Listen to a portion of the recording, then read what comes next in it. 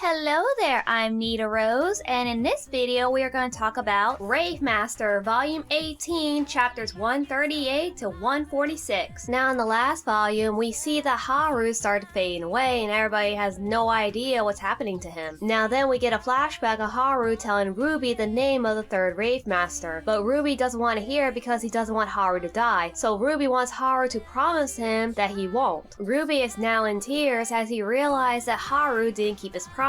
Ellie rushes towards Haru, begging him not to leave her, but she is too late, as Haru has disappeared, leaving nothing but the sword and the Rave stones. Next we see Shiba and Haru's sister at her mother's grave thinking about her little brother, realizing that it's been 1 year since he left Garage Island. Now, I have to be honest, even though this is a fake out death scene, it's still sad. I mean, if this was still animated, this will probably bring me to tears, if I didn't already read the entire manga and knowing the MC doesn't die. Now back to the chapter, we see everybody in tears as Ruby is about to announce something important, but is stopped by Dalmani. He talks about Haru's wounds about being uncurable due to the darkness that's been embedded into him, but the light that Haru used terminated the darkness within him and is saved, as he reappears behind Dalmani. Wow, Haru is alive, did not see that coming. Oh wait, yes, I did, but I bet you guys didn't. But never mind that, everybody's now happy now and Haru gives off the biggest smile. Now somewhere on the beach, we see the two girls are with Reina before waiting for her, but one of the girls end up crying as she sees Musica walking up towards them, realizing that Reina isn't coming back. Musica apologizes to them for Reina's death. One of the girls yelled at him and blamed him for her death as the other girl pulled her away and asked him to leave. He did as he's told, but then the older girl noticed that the necklace that he's wearing was his silver that was fused with Reina's silver, and then the girls had decided to leave the demon cards. Haru and the others just watch from the distance. And then a few days later, Haru thinks back to what the guardian of the comeback Rave told him, that he can't give him the Rave yet because there's something that he needs to know, and told him to find it again when the time is right. Let comes and is wondering what Haru is up to, but realizing that he's just taking a break. He also mentioned that the Shadow Stone of Sinclair is hard to destroy. Even Plu's nose, which can destroy a Shadow Stone, can't break it. Let's start to have his own thoughts about the underworld and the earth clashing with each other, and is hoping that the other demons don't show up. Meanwhile, Ellie and Saria called out to them about the Star Song Festival, and Haru was excited. They all made their way to the festival, but Musica is still feeling left down because of Reina's death. They all see the arrival of the Queen, who turns out to be Saria's sister. The fish all come out in different colors than they usually do, and it turns out to be silver, which got Musica's attention, believing that it was Reina. This gave Musica a smile back on his face again. Now everyone started dancing and enjoying their time, and a couple of mermen seemed to ask Ellie for a dance. The Queen started to sing, and it looks like Ellie seemed to found a partner from one of those guys. And Ruby wants Saria to forgive Daru for what he has done, but it's not easy for her because of all the trauma she went through. She understands that the heart can be filled with uneasiness, but Haru came along and spoke about changing the world. The two have their little dance as Saria smiles at his words of encouragement. Later after the party, the mer people gave Haru's crew a flying ship that they can use to travel. They set sail to head towards the guardian Dalmani, and as they departed, the mermaids sent them off with a wave as Saria snuck behind Haru, kissing him and saying her goodbyes as the crew sailed away. While on their way to achieving the Rave of Combat, they first celebrate Haru's birthday. Kinda random, but okay. Ellie brought him a present, and it turns out to be a little starfish from the underwater city. Haru seems a little uncomfortable with his gift, but Ellie gets upset and reminds him that she can't remember her own birthday, and she also wants to know her age. Their guess is that she's like 17 years old, so they decide to go with that age. Now they found Darmani on a small island, and he soon told him that he was the one that killed Raisha. He believes after her death that peace will never come, and then he shows a giant sword which belongs to a god. But wait, didn't Raisha die by exhausting her powers into creating the Rave? There seem to be more questions than answers. Anyways, there is a legend that God used this sword to stop humans from waging war. He questioned Haru about the Rave being the same as that sword, but Haru says hell no. He destroyed the sword, saying that God has given up on humans and they must defend for themselves. He chose to fight in the name of peace. Now Darmani has passed on and given the Rave to Haru after hearing his words, and now there's only one Rave Stone left. Reina's death was reported to Lucia, but according to him, he doesn't give a crap and starts an operation called Project DR. Then we see the new members of the Demon Cards. Yeah, I didn't get too many details with this chapter because all they're saying is that Lucia wants to start a war and just get a new members of the Demon Card that's going to get their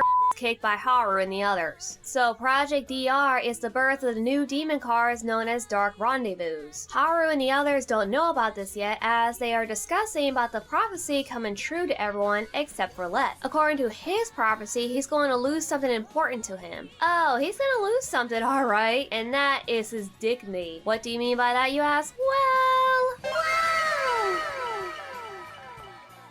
yeah, he seemed to have lost something that he will never get back. I'm not gonna lie, that made me laugh so hard. Now this next chapter is sort of a filler where we see the writer's point of view, where he is struggling to make the deadline. The story starts off with the crew finding their way into a village to stock up on supplies, but then Ruby heard about a magic treasure and ends up running off. The others chase after him, but they end up losing him and they end up finding this guy instead. He calls himself Sukanori and let's just say he's a weird guy. They asked if they'd seen his friend and he decided to take him to a village called Bazine. He is also the editor-in-chief of the Rave Master manga. Yeah, you see here folks, the drawing character's editor is showing the characters of the show that they are starring in. The drawings they see inside the book is what they are pictured as, which is not what they look like at all. Now towards the end, we see the author of the manga struggling to come up with the new ideas. But then Ruby showed up looking for the treasure, and as he was scattering through his belongings, the author started crying like crazy and started coming with ideas to finish for the deadline. This was a cute filler chapter. I wonder if the creator did this for fun or he's just showing his point of view of how much the struggle is to be a manga artist. Well, either way, it was still a fun chapter to read.